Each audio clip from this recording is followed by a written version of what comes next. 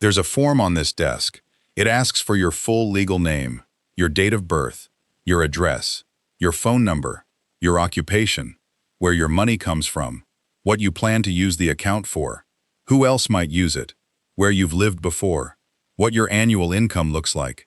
The first time you fill out a form like this, it feels intrusive. The 5th time, it feels annoying.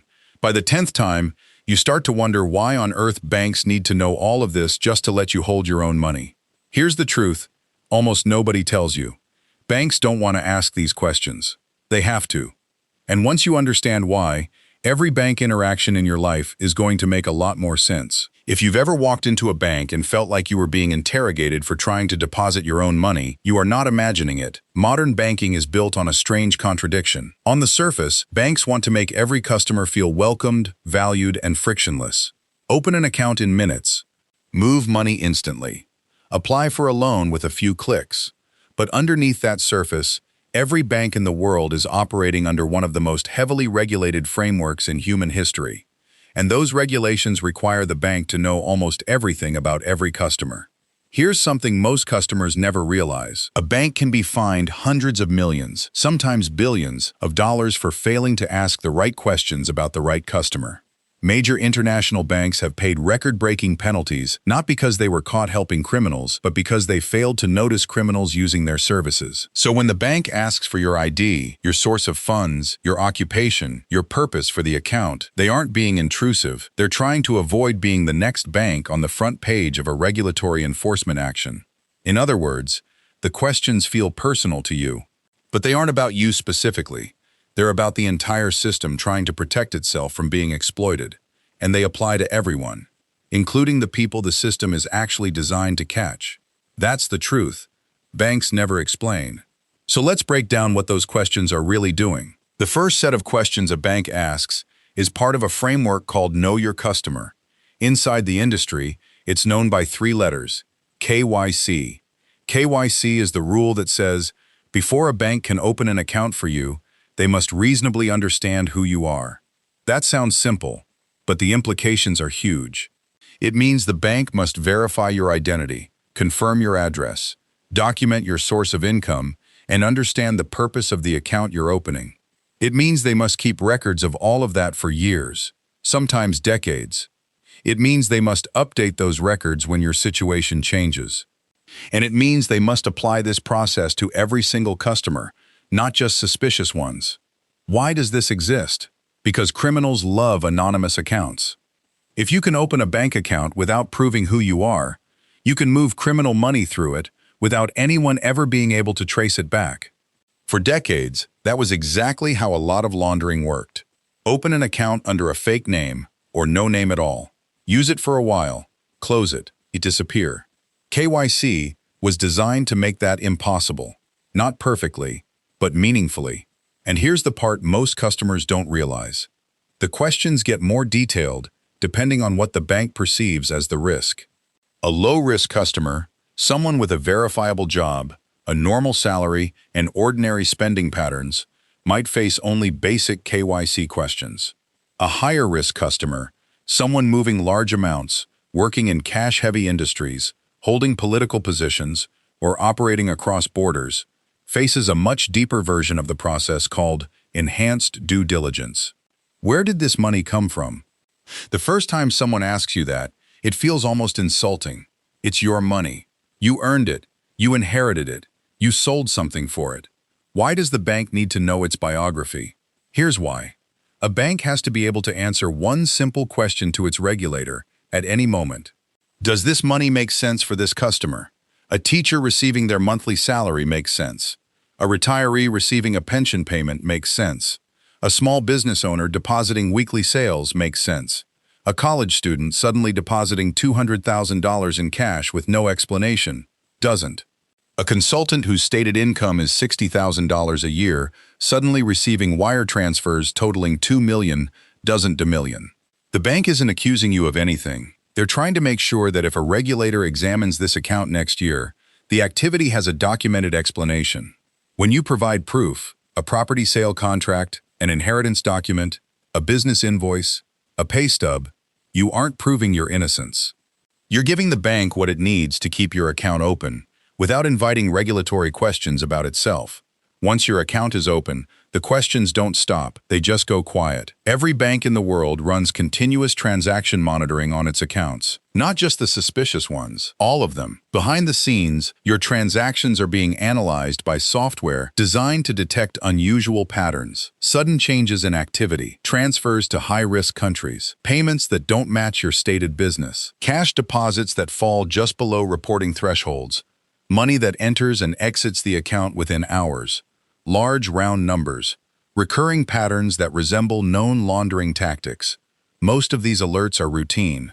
Most are resolved within minutes. Most never reach an actual human reviewer. But some do. When an alert reaches a human analyst, that analyst, usually working in a team called AML, short for anti-money laundering, sits down with the account information and asks the same calm question we covered in earlier episodes. Does this make sense? They look at your profile, your stated business, your transaction history, the context around the alert. Most of the time, the activity has a reasonable explanation. They document it. The alert closes. You never know it happened. But sometimes the activity doesn't have a clear explanation. That's when the bank may contact you, ask for documentation, request clarification, or, in the most serious cases, file a confidential report to financial intelligence authorities. This is the part that makes some customers uncomfortable, the fact that their transactions are being watched. But here's the important truth. This brings us to one of the most stressful experiences in modern banking: account freezes. If you've ever had your account frozen, or know someone who has, you understand how disorienting it is. One day everything works. The next day, transactions are blocked. Customer service can't explain why. Letters arrive that say almost nothing. Calls go unanswered. It feels personal. It feels unfair. And it feels like the bank has decided you're guilty of something they won't even tell you about. Here's what's actually happening. When a bank's monitoring systems flag an account for serious review, the bank may legally be required to freeze the account while the review is underway. And in many cases, the bank may legally be prohibited from telling the customer the reason. This rule is called tipping off. If a bank is reviewing an account as part of a confidential report to authorities, telling the customer could obstruct the investigation. So the bank goes silent. Not because they're hiding something from you, but because the law forces them to. For honest customers caught in this process, the experience can be brutal. The system isn't designed with their feelings in mind.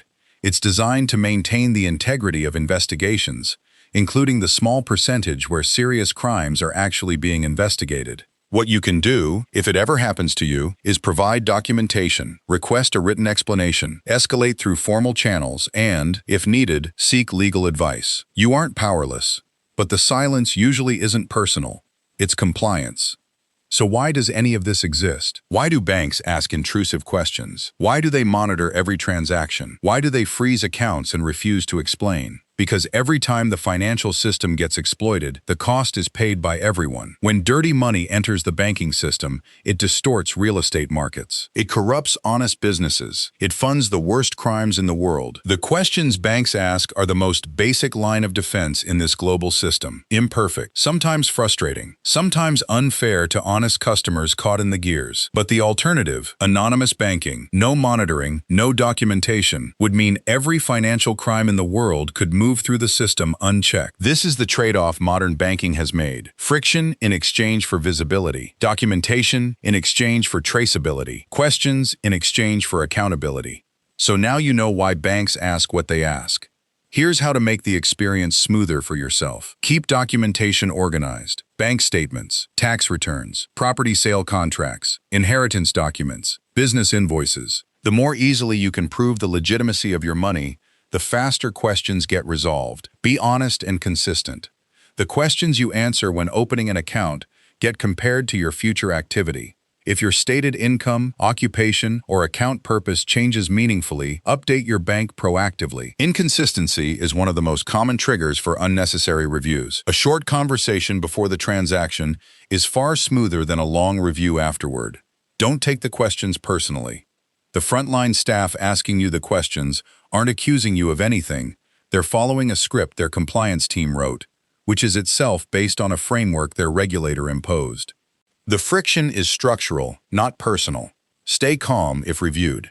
If your account ever comes under review or gets temporarily frozen, Providing documentation calmly and quickly resolves the vast majority of cases. Once you understand that, the questions stop feeling like an interrogation.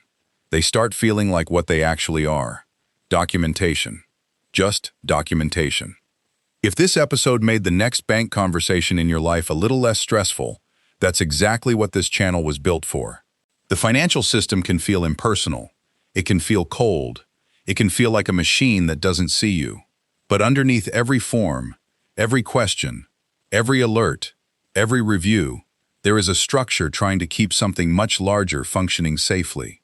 Subscribe to Money Crimes Decoded for weekly deep dives into the hidden side of financial crime. Every week we cover one new red flag. Every month we go deeper into one major pattern. And every episode is built to help you see clearly in a world designed to keep you distracted. In the comments, tell me, what bank question have you been asked that surprised you the most? Or if you've ever experienced a freeze, a review, or an unusual conversation, share what happened. The community here learns from every story. Until next time, keep your documents organized and your patience close.